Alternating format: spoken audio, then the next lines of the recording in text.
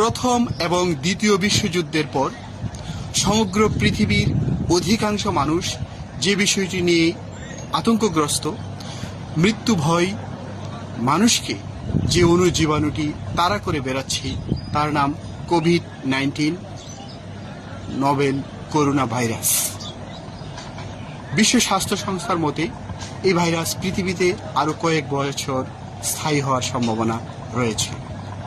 জীবন বহতা নদীর মতো। জীবন home quarantine কিংবা লকডাউনে সীমাবদ্ধ নয়।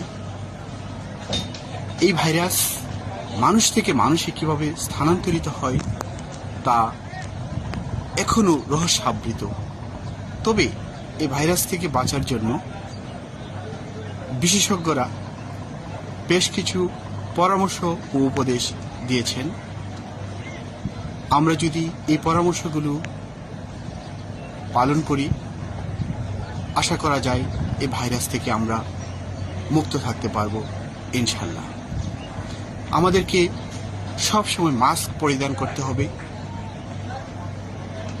লোক সমাগম এড়িয়ে চলতে হবে, পাবলিক পরিবহন এড়িয়ে চলতে হবে, রেস্টুরেন্ট, পাবলিক লাইব্রেরি এড়িয়ে চলতে হবে। প্রয়োজন ছাড়া ঘরের বাইরে যাব না। প্রয়োজন ছাড়া কোনো আত্মীয় স্বজনের বাসায় যাব না এবং আত্মীয় স্বজন বন্ধু বান্ধবকেও আমার কিংবা আমাদের বাসায় আসতে নিরুৎসাহিত করব। আমাদের মনে রাখতে হবে এই সমস্যা দীর্ঘস্থায়ী নয়, এটি একটি সাময়িক সমস্যা। এই সমস্যার সমাধান হবে ইনশাআল্লাহ।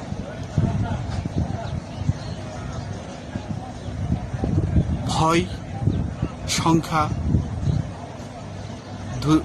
কে দূরে রেখে আমরা আমাদের প্রাত্যহিক যে কর্মকাণ্ড তা চালিয়ে যাব।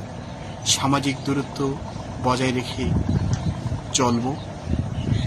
নয় আতঙ্ক, নয় ভয়। কিছুদিন যদি ঘরে থাকা হয়, ডাক্তার, পুলিশ, সচেতন জনতা মিলে করোনাকে করবই জয়।